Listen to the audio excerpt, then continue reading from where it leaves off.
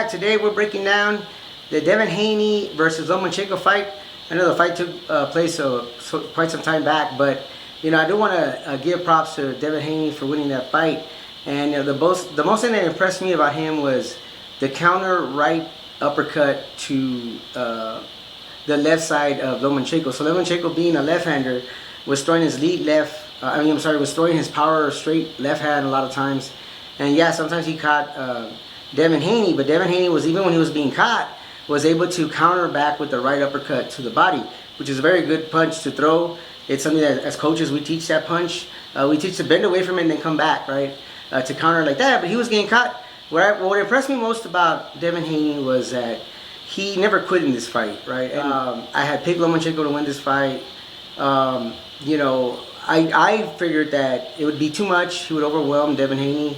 Devin Haney would essentially quit, stop fighting, but he never did. And that's probably what won him the fight, right? I mean, a lot of rounds were close, but I think the mere fact that he is the champ and he never stopped fighting, he came back with that counter punch.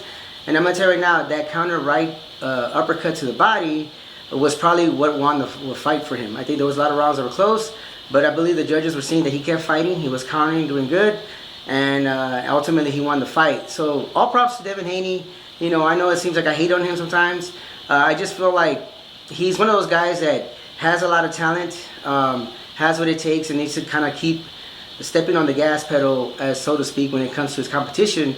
And I just want to see him fight better fighters and really showcase his skills. One thing that the fight did show that's not too favorable for Devin Haney is that the lack of power, right? I mean, if he had enough power in those right hands, he might have even stopped Lomachenko or fought him off. But it's pretty obvious that he lacks some power.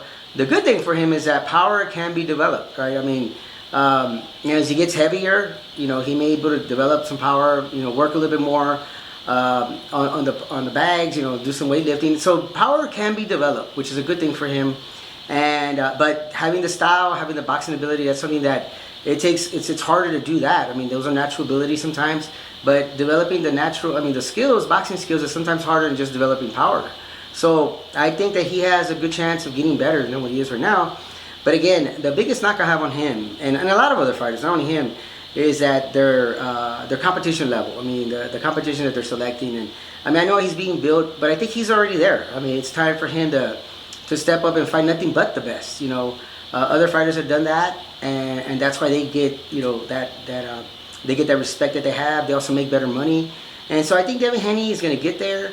I think this fight showed a lot for him, for me personally. And I told other folks about this, you know, other friends that I have that asked me about the fight. And they thought Lomachenko won. And I said, I could see how Haney won the fight. It was all about that counter right and other counters, and the fact that he didn't quit. So the fact that Devin Haney didn't quit is probably what won the fight for him.